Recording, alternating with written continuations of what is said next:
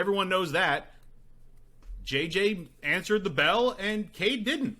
I get you. Another person who didn't answer the bell to go into your earlier lead is Scott Frost. Him getting fired from Nebraska in just an unbelievable flame out, right? This is a guy who won a fake national title at Central Florida. He was Nebraska's prodigal son coming back to restore this once like great dominant football power. And from the minute he got there, they were just stinky butt. Like, he was so bad all the time. And it makes it worse because this year, so before that, they could have waited, I think, 4 or 5 weeks to fire him, and then they would have only had to pay him, I think, $7.5 million instead of $15 million. They said, nope.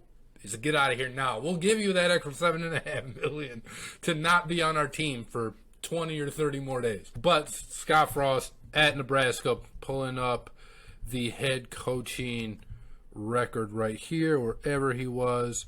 Here it is. So at Nebraska, bro, 16-31, 10-26 in the Big Ten. Never finished higher than tied for 5th in the Big Ten division, which for him would have been the Big Ten West. Dude, they're so bad. Like, it's unbelievable how bad Nebraska has been under Scott Frost. And you look at last year, right, where they're 3-9, but they lose so many close games. They almost beat Michigan. They almost beat Michigan State. 2 teams who finished, I'm pretty sure, top 10 in the country in like the final poll. And this year they'd start off as huge 2-touchdown favorites against Northwestern, and then they lose a game in Ireland, and then they lose to Northern Georgia or Georgia State, whatever the team was. I don't even know, but it was enough to cost Scott Frost his job.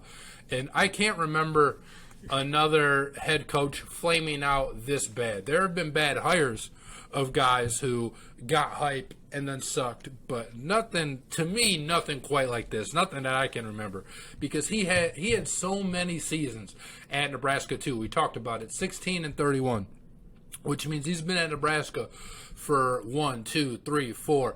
This was his 5th year for Nebraska, and he never won more than 5 games with them, and it's been insane, honestly, an insanely pathetic run that he had at Nebraska. So Georgia Southern was the team that put the nail in his coffin. You were so close. Oh, there they go. And could have been any of those Georgia teams. They still would have beat them. 27 one-score games for Nebraska since Frost was hired, and they went 5-22 in those 27 games. No other FBS team has more than 16 one-score losses in that same span. So a whole lot of bad decision-making, bad luck, call it what you want to. But yeah, as you mentioned, this prodigal son, he played at Nebraska from 95 to 97. He was part of 97's last national championship, where they split it with Michigan, helped them go 13-0. Was the first quarterback in school history to rush for 1,000 and pass for 1,000 in the same season. And it just, look, I don't know if it's Frost, because Nebraska's bad, like, ownership almost. Like, not, obviously this is a college team, so we're not like pros with ownership. But it's like, it's bad management up top, because you had a good coach in Bo Pelini years ago, but you didn't like him. He wasn't good enough, and so you got rid of him, and it's been downhill ever since. It's just been bad after bad after bad, and no one this is what they can't figure out. No one wants to go to Nebraska anymore. You can get hyped up playing at other places. No one wants to go to the middle of the country to play college football anymore. It's not the same where you had guys from around your area and you were able to get it done. You had the Texas people that could come and play as well, because Texas is a breeding ground for college football, just like Florida is. These are areas where you could be able to steal players back in the day. It's not that way anymore. There's other places they can go to, and especially with NIL, and you can get paid to go to these places and still lose as bad as you lost at Nebraska. It's just not good, and no one wants to go out to Lincoln. No one wants to be in the middle of the country, and I don't know how Nebraska's ever going to turn this around, because I don't know who they're going to get who actually wants to play there that's worth a damn in the game of football.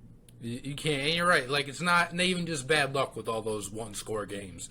It's bad decision-making. We saw it in week 1 when he did the onside kick. We talked about Dan Campbell's onside kick. Scott Frost did the same thing. Except his team was winning, and for no reason, he kicked an onside kick trying to end the game, and then it gave Northwestern the ball in better field position. And then they score. They end up winning the game. Yeah, I mean, you're right? They fired Bopolini because he was going 8-4, 9-3 every year, and they were like, "Hey, we're Nebraska. That's not good enough," which I actually commend and applaud. Like, you're right. Try and restore your former glory. If it's not good enough, like, get somebody who's going to try and take you over the hump. And Scott Frost fit the profile. He just, he didn't deliver at all. I wonder if he's going to get another coaching job. Anywhere else, honestly. No, he is. I don't know. Oh yeah. Yeah, I don't know. Yeah, there's a lot of small. Look, you're right. If he's got to go back down to FCS to prove himself again, he will. But he's going to get another coaching job. I think he'll be fine. Just go back to Central Florida. You could. But no, I think Scott Frost will coach again. He's too young. There's too much of a need. He's not a bad coach. It's just it was never a good fit. Just because you went there doesn't mean you're going to be a successful head coach there. And we've seen it before with other players who went back to coach their former universities, and it didn't last very long. Like, it doesn't mean it's a great fit just because you played there years past. The landscape has changed, and I'm sure it's not easy to recruit for Nebraska. You have to be, I would think you would have to be a Nick Saban, a Dabo Swinney, someone like that, to have any chance of recruiting in a place like Nebraska, because what do you have to offer besides a very long history from a long time ago and land forever? No water near you. Just land forever. Just flat land forever and nothing else near you for the longest time. Like, I just don't get it. There's no appeal. Land and corn. Yeah. All right, my big thing. My big thing that I noticed from this week, and also on top of that, by the way, Nebraska paid Georgia Southern $1.4 million to come and put 642 yards of offense on their heads and force Frost out while the fans were finally chanting "Fire Frost" during the game. Like, this is against Georgia Southern, and your fans are chanting "Fire Frost." Hey, Ryan Griffin here. Thank you so much for watching today's episode of Griffin and Bass. Be sure to give us your thoughts in the comments below.